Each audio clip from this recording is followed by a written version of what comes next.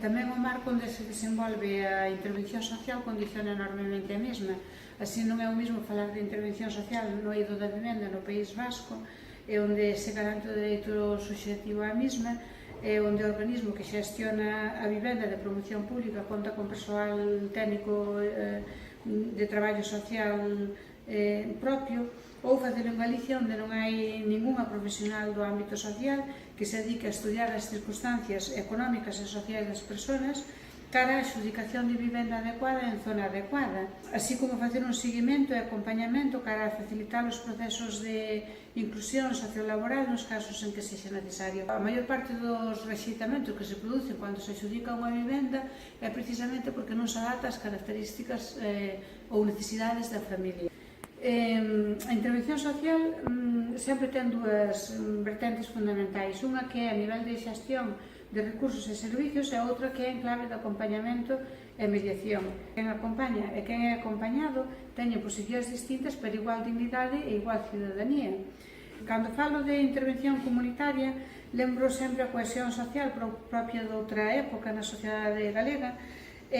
Penso que esta deberá ser a coherencia a recuperar, hacia onde podemos mirar, porque ainda non está tan lonxe.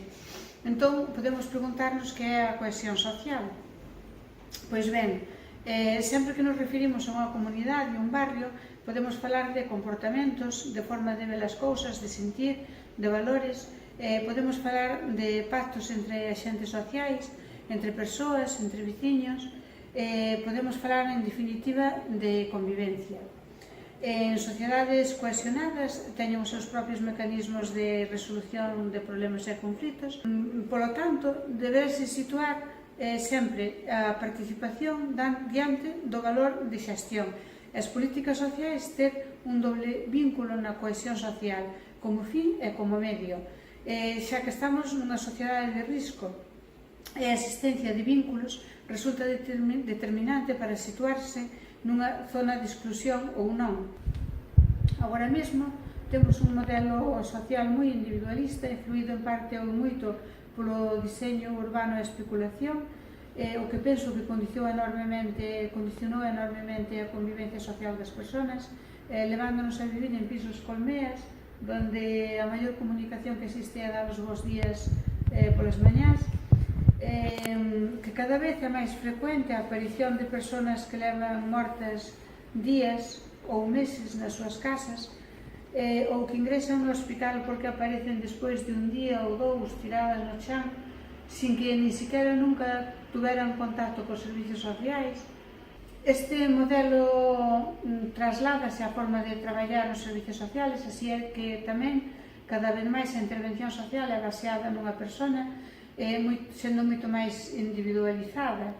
Centrámonos entón nunha actividade ou actuación de traballo social, como é a solicitude de valoración dunha dependencia ou dunha solicitude de axuda no fogar, que non convén confundir nunca con unha intervención social.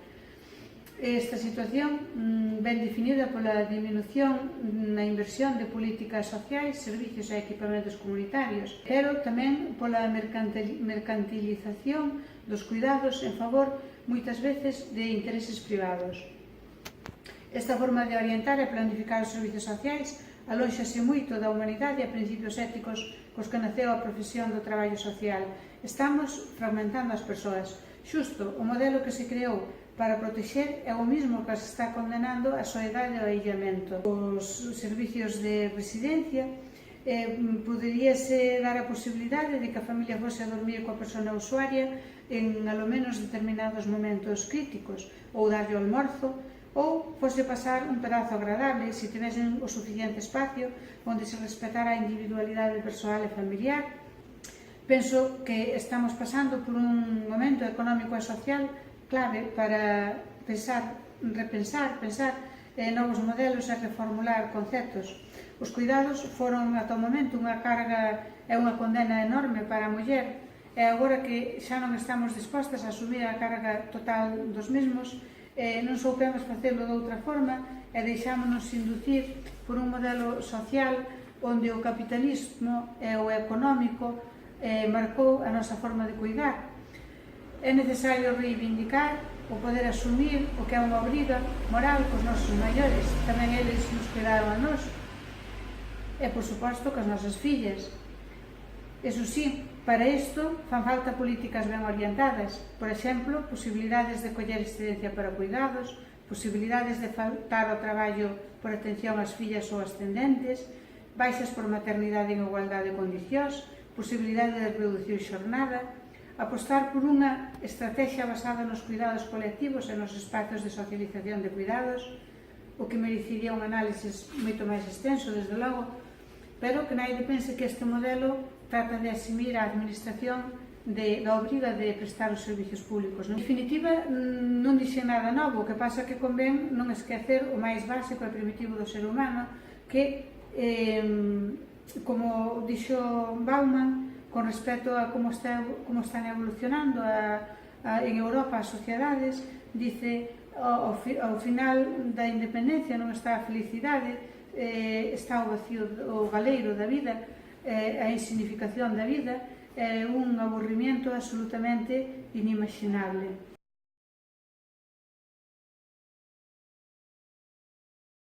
Entón, que facemos visitas a clubs, a pisos, é un dos espacios nos que levamos anos traballando é aquí neste barrio, no barrio da Tinería. Eu, máis ou menos, o que quería contar era un pouco os enfoques, a situación da prostitución en España, enfoques e modelos que hai en outros países ou que son posibles, non?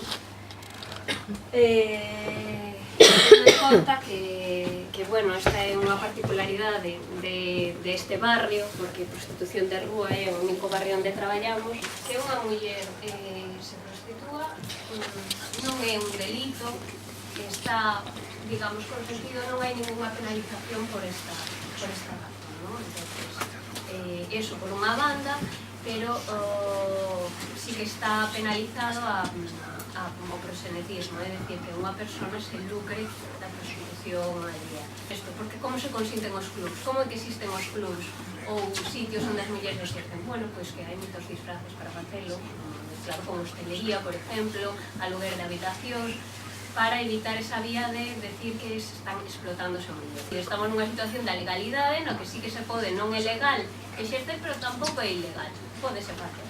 Se pode facer algo a nivel local? Pois sí, hai países onde hai ordenanzas civís que modelan esta situación, pero é un tema complexo, que se nos aborda un carácter dunha forma máis integral, que só se fai a un nivel de un barrio e local, é moi difícil abordar.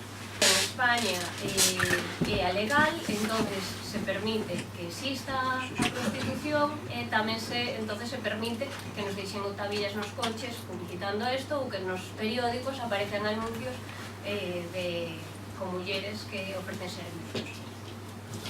Existe outro modelo que é o que proíbe isto, é o modelo prohibicionista. É dicir, se multaría as mulleres que exercen, se multaría o cliente que vai, se multaría os medios que o difundan, non está producindo moi bons resultados.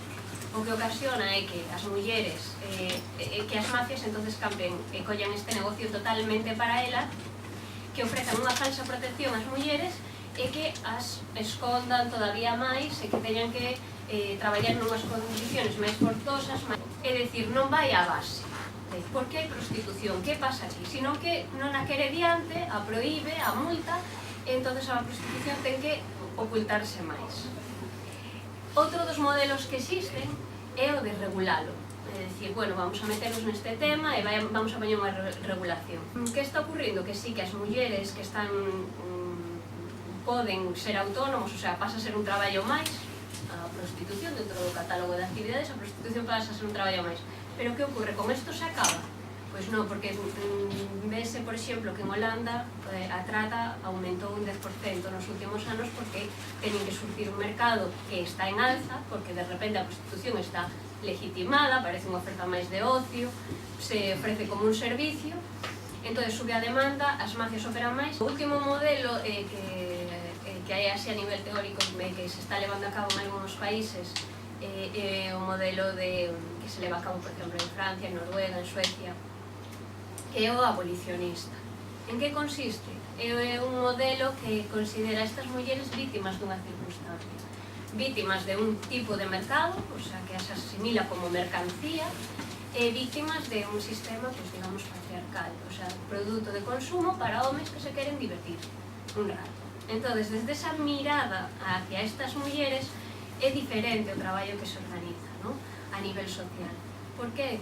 Porque as medidas van en protexer estas mulleres, entender que están nunha situación de vulnerabilidade, entonces artellar sistemas de dar dereitos, reparación de daño, e diferentes medidas deste tipo que poden estar combinadas, ademais, entonces, con medidas represivas ao cliente, ao consumo. Nunca únicamente ao cliente, porque se só ponemos multas ao cliente, que é como se está facendo en algúns concellos, pois o que ocorre é que as mulleres se esconden máis. Sí, é verdad, non o temos diante, non o vemos aquí o mellor na rúa, pero non atallamos o problema. Están escondidas e esta realidade sigue existindo, que o modelo abolicionista fai estas propostas e aparte tamén propón un traballo educativo nun cambio na construcción da masculinidade. É dicir, que este non sea un modelo. O consumo de mulleres, o 80% das mulleres que están exercendo son vítimas de trata, son explotadas sexualmente, do seu traballo se está lucrando outra persona, isto é a base, o caldo de cultivo. Entón, hai que plantearse por que hai prostitución, e hai que ir aí. Por que hai prostitución? Entón, a partir de aí, se tamén non hai demanda, non hai prostitución, hai que traballar un pouco sobre eso. Entón, é verdad que a min, como as compañeiras, varias delas están aquí, de Cáritas e de Cruz Vermella e da nosa asociación, pois supoño que compartimos esa parte de que non nos gusta a prostitución de rúa. Como nos vai a gustar? Non nos gusta ver que mulleres están aí en unha situación vulnerable e que están nunha situación de dificultad. O que pasa é que, se non hai cambios estruturales de base, de dotación de dereitos, tamén entendemos que as medidas non poden ser puntuales e discrecionales. Entonces, mentres tanto, mentres eso non cambie, mentres non se tomen medidas de base, é verdad que existe esta situación de legalidade con que temos que convivir. As mulleres teñen a posibilidade de exercer a prostitución na rúa.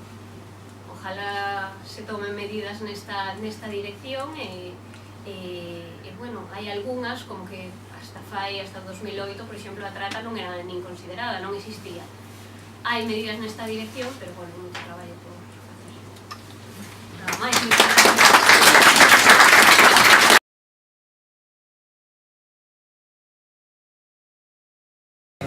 Se pensa, cando falamos de segregación espacial ou de segregación urbana, solemos pensar en cidades grandes como París, Londres. Normalmente, pois non pensamos en cidades galegas ou incluso en Lugo. Pero, aínda que o impacto non é tan acusado, os indicadores, moitos deles non chegan a ser preocupantes, sí que se ven as mismas tendencias que se presentan nesas cidades tan grandes. Isto que hai aquí é un mapa de Lugo distribuído por seccións censais, ou polo menos do Lugo máis urbanizado. Para orientarnos un pouco, isto viría sendo a zona norte de Lugo, Piringalla, Albeiros, a Bella, Milagrosa. A roda que hai no centro, pois, lógicamente, a zona de Murallas, a Ronda e tal, e cara abaixo, pois, toda a zona sur da cidade. Este mapa representa o importe medio das pensións por sección censal. Queda claro que hai unha especie de confrontación entre unha zona norte máis pauperizada, onde vive unha maior poboación con menos capacidade económica, fronte a unha zona sur e algunhas áreas do centro, onde vive unha maior poboación con maior capacidade económica. Que canto máis o norte, menor capacidade económica, canto máis o sur, maior capacidade económica, chegando ao punto de que unha das áreas a que se correspondería coa Ceña de Olga é prácticamente o doble das máis extremeiras da zona de Piringalla e da zona da Abella. Aquí están representados os niveles, o nivel de poboación con estudos superiores que hai por sección censal. A máis azul, a máis intensidade do azul, maior poboación con estudos superiores, a menor intensidade, menor poboación. É exactamente o mismo mapa de antes. Aquí é un indicador un pouco máis trampa, porque realmente do padrón queda excluído moita xente. Normalmente, de feito, dos censos están invisibilizados sectores máis vulnerables.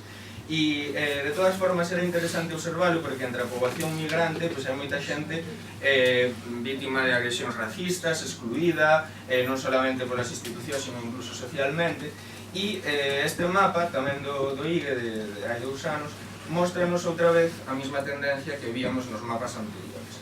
Normalmente, cara ao norte, estarían as poboacións que normalmente se ven máis excluídas de toda da distribución na cidade ou da actuación social, e cara ao sur as persoas un pouco máis favorecidas.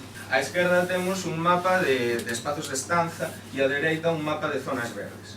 O máis interesante é contrapoñer estes mapas cos anteriores, é dicir, cando están deitados, a zona norte quedaría cara a dereita, a zona sur cara a esquerda, vemos como a xente un pouco máis favorecida ou tendencialmente máis favorecida da cidade reside nas zonas con mellor aproveitamento de zonas de estancias, de zonas verdes, etc.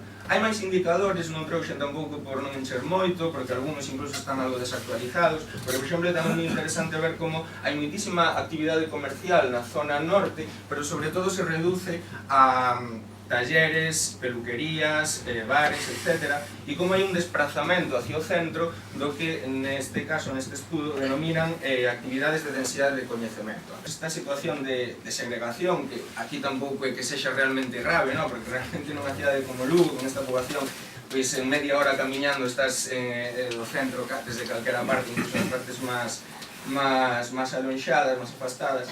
De todas formas, reproducese en prácticamente todas as cidades do mundo. E ten moitísimas explicacións. Poderíamos estar falando de economía, falando de moitas cousas, pero desde logo a forma de pensar a cidade e de traballar a cidade ten moito que ver. Se tú deixas que o mercado desenvolva a cidade, construa a cidade a partir dunha lógica de retorno, é dicir, van a investir máis aló donde máis van a retornar, acelerando ou promovendo que ese proceso de segregación, que por outros factores xa se dá, pois se aumenta. A Lei 8/2012 de Vivenda de Galicia, que está vixente, dice que as administracións públicas poden adoptar medidas dirixidas a impulsar a posta no mercado de vivendas en alugueiro para favorecer o acceso a vivenda a colectivos singulares, en particular sociais especialmente desfavorecidos, vulnerables ou en situación de exclusión social. Hai unha serie de principios de cohesión social, de cohesión territorial, unha vinculación da prevención da exclusión que vinculan ás entidades públicas. É necesaria unha intervención máis sustentable. É dicir, non solamente o desarrollo de políticas públicas de vivenda que non existen a día de hoxe, en Galicia polo menos, hai comunidades como País Vasco, Valencia, onde se están empezando a facer actuacións bastante interesantes en materia de vivenda, pero que aquí non existen, sino incluso no desarrollo de medidas máis participativas ou que realmente permitan participar a cidadanía. Vivindo en 2018 non se pode entender realmente como participativo un trámite de alegacións ou a notificación por edictos, a notificación no BOP que ninguén lee. Hai concellos que están empezando a poñer en práctica medidas 2.0, tamén é cuestionable, porque non todo o mundo dispón dos recursos da mesma maneira, pero bueno. Isto que vos traio aquí é un exemplo que quería ilustrar todo isto. Falouse antes dun dos caniles que hai en Lugo. O da zona norte é este. Esta é unha fotografía, esta tomei na eu, pero unha fotografía como esta saliu na Voz de Galicia como un dos exemplos do terrible feísmo galego. Pero isto que vedes aquí é unha apropiación dos propios veciños do barrio que, conscientes de que na zona sur había unha marquesina para que os propios veciños non se mollasen cando estaban ali, e sabían que no centro non había, recolleron firmas para que o Concello lles instalase xa non unha marquesina, sino calquera cousa que evitase que polo menos que os protexese da chuvia. O Concello ignorou. Así que o seguinte que fixeron foi falar coa prensa. Falaron coa prensa e o Concello seguiu nos ignorando. Que fixeron? Algo que os sociólogos, que na socioloxía e en determinados ámbitos estudia que pasa sempre en todas as periferias pauperizadas ou abandonadas polas institucións, que é apropiarse da cidade, non? E había por ali unha marquesina abandonada, apropiáronse da marquesina, apropiáronse dun banco, puxeron gravilla no solo para que non se enlamase, compraron e pagaron comunitariamente unhas lonas para protexelo por arriba, e desde logo que sí que é dentro de isto que podemos denominar feísmo, non sei se hai un consenso claro sobre eso, pero desde logo que o que sí que nos mostra é que motivou ese feísmo, é dicir, por que os veciños e as veciñas dese barrio tiveron que chegar a ese punto. Si isto pasa a un nivel tan pouco, poderíamos decir incluso prioritario como isto, que pasa a outros niveles? Porque isto reprodúcese nesas zonas con zonas de paso, zonas de aparcadoiro, de recreo, é dicir, os nenos e as nenas xogando nos descampados porque tampouco hai zonas habilitadas ou porque as que se habilitan non responden os intereses desos nenos e desas nenas que pasan de xogar nesas zonas que se pensaron desde un despacho e non coa comunidade. E bueno, basicamente con isto xa acabei a exposición.